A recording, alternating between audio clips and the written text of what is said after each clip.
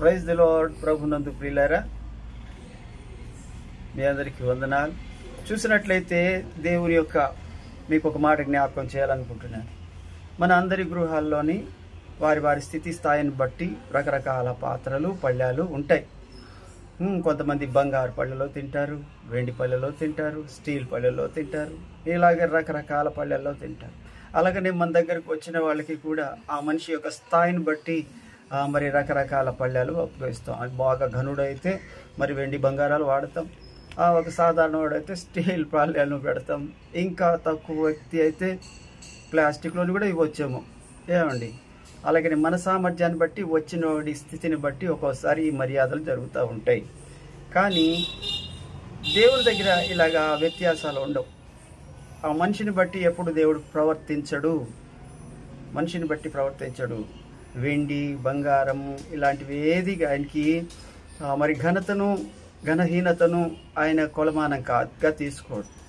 మరి దేన్ని తీసుకుంటాడంటే ఆయన ఎలాంటి పాత్రలో తీసుకుంటాడంటే పరిశుద్ధమైన పాత్రలో తీసుకుంటాడు. అనగా నీవు నీ యొక్క చదువుని బట్టో, జ్ఞానాన్ని బట్టో, అందాన్ని బట్టో, మాటకారితనాన్ని బట్టో నిన్ను వాడుకోడు దేవుడు.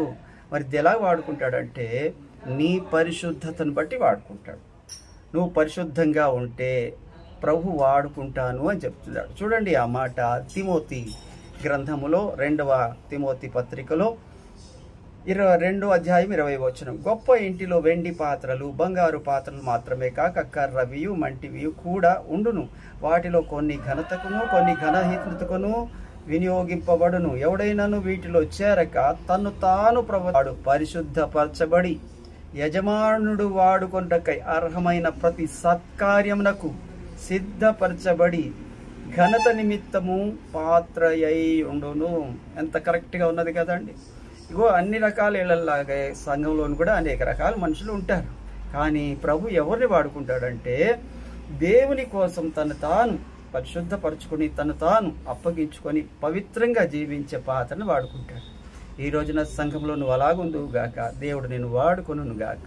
Praise the Lord. వందనాలు.